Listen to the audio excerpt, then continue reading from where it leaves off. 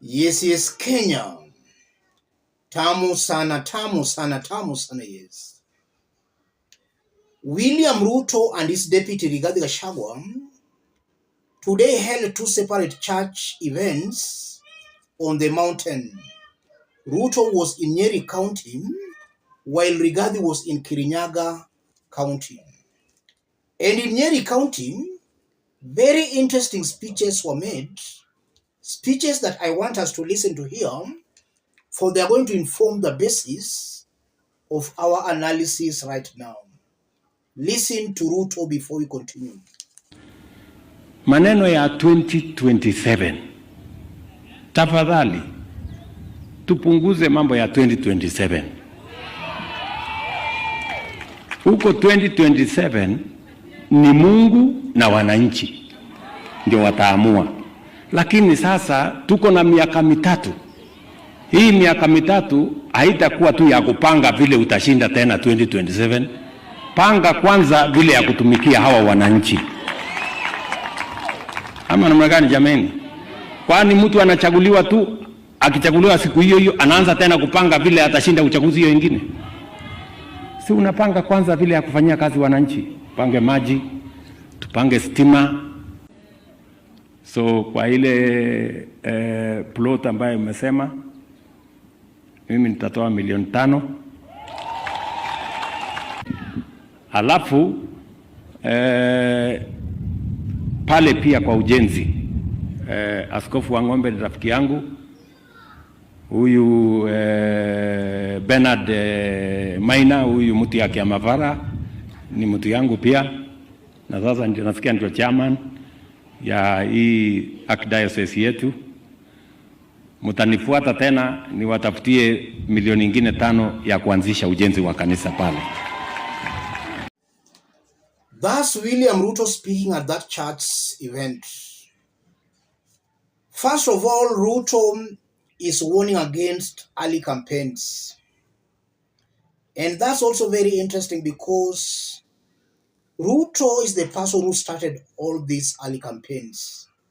So he's warning against the early campaigns, after which he goes on to pledge about 10 million Kenya shillings to the church. And then again, about 2 months ago, William Ruto banned these harambes. Is that not a fundraising, or how do you call that? On the part of the area member of parliament, upon being invited, look at the kind of a reception he was given. This is an MP who was among the 48 members of parliament who dumped Rigathi Gachagua for Professor Kithure Kindiki. When he was invited to speak, look at the kind of a reception he got.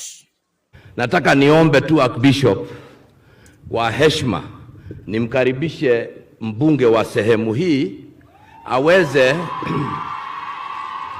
aweze kuwatambua wabunge walio mahali hapa, halafu tuendelee tafadhali.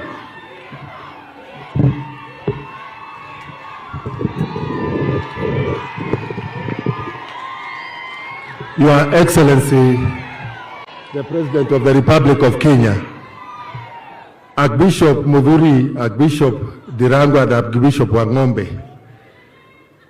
Mimi na Governor Kahiga tulikubaliana jana ya kwamba ibada ya leo ni ibada ya kanisa kwa ajili ya utukufu wa Mungu.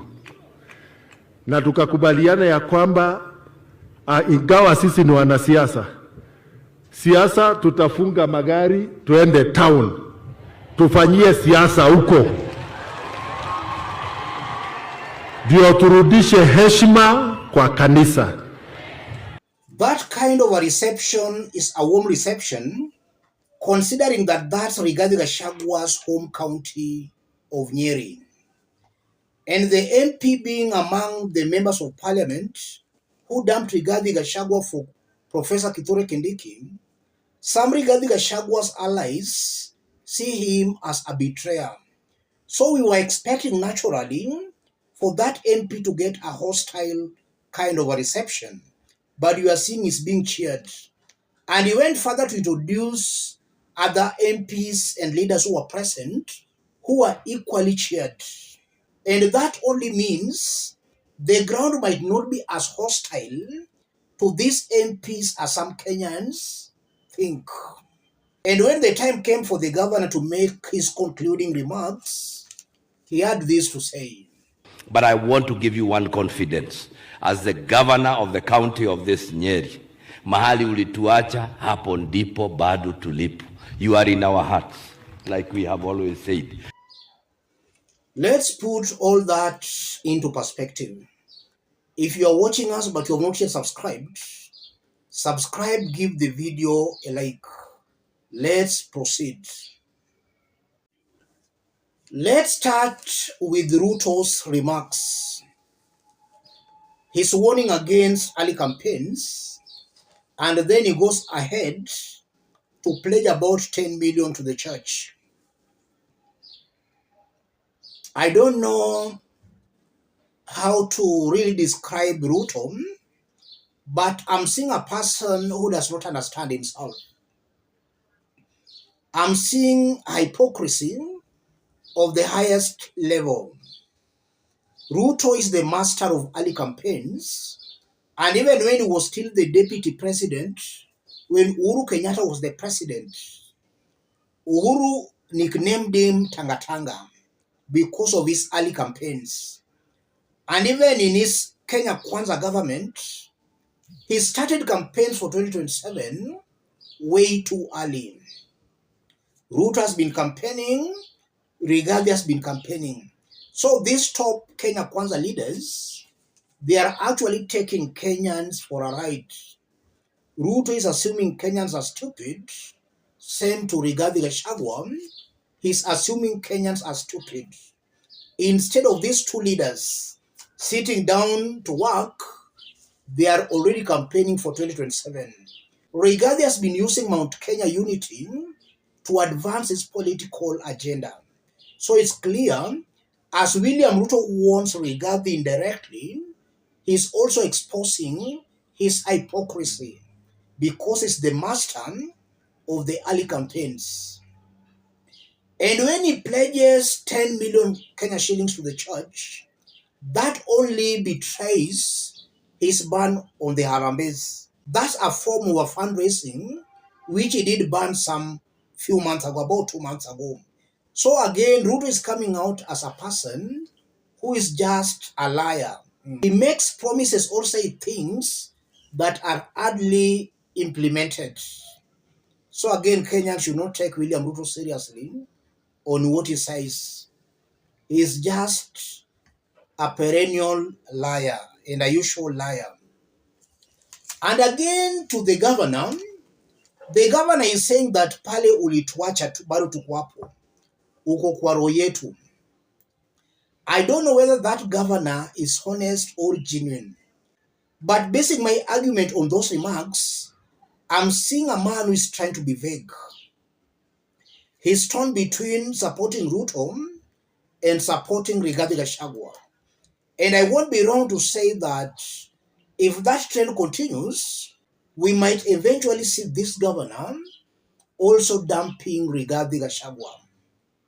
All Nyeri elected leaders have so far dumped Rigathi, except this governor. And again, that should not be taken lightly, because the elected leaders are also a good connection between the national leaders to the grassroots. When Uhuru Kenyatta was the president, we saw William Ruto snatching away or taking away the elected leaders from him. And those who remained loyal to Uhuru Kenyatta, they found the ground very hostile to them.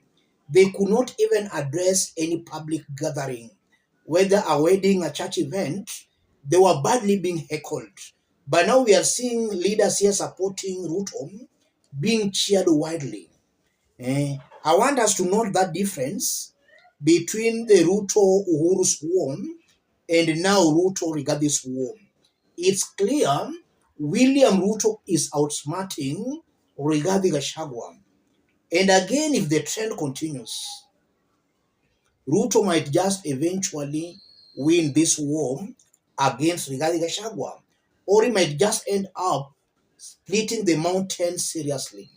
What now William Ruto should do, if at all, he wants to succeed in making sure he kills Rigathi politically, is for him to deliver.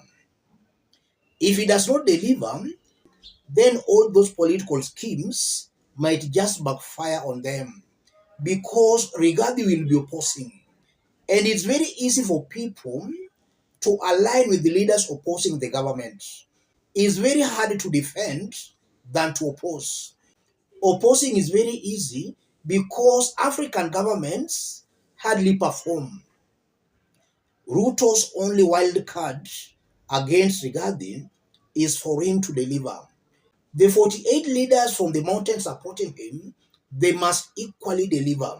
If they deliver and Ruto delivers, then they'll succeed in killing Rigathi politically. Failure to deliver, then chances for them even getting re-elected might become complicated. Not that they have dumped Rigathi, but based on their delivery alone. Let me stop it there, ladies and gentlemen. If you are watching us but you have not yet subscribed, subscribe, give the video a like. Any person watching us outside Kenya, drop a comment, let us know from which part of the globe you are watching us from. If possible, subscribe, give the video a like. And even before I forget, somebody can also say that was a mobilized crowd. That might be true or not true, but we also know that perception in politics is key. If Ruto's allies can create that impression or a perception that they are loved, they're being cheered widely, then that's a very big win for them on the mountain. People maybe were not decided, or people who attended that event and saw them being cheered widely can leave that event with a very different opinion. Let's meet in our next analysis.